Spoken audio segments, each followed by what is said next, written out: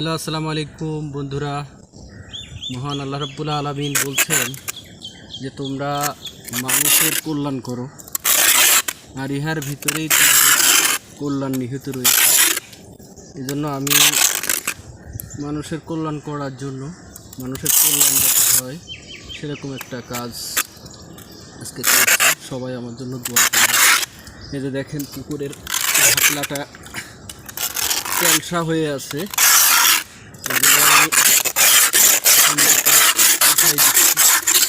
তাই এইভাবে আপনারা মানুষের কল্যাণে কাজ করবেন। এটাই আল্লাহর কাছে অনেক পূর্ণ কাজ হবে। যে যতটুকু পারেন মহান আল্লাহ রাব্বুল আলামিন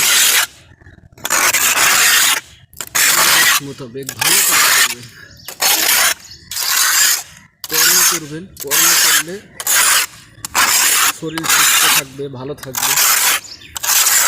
এই জন্য একটা প্রবাদে আছে, কর্মব্যস্ত জীবন।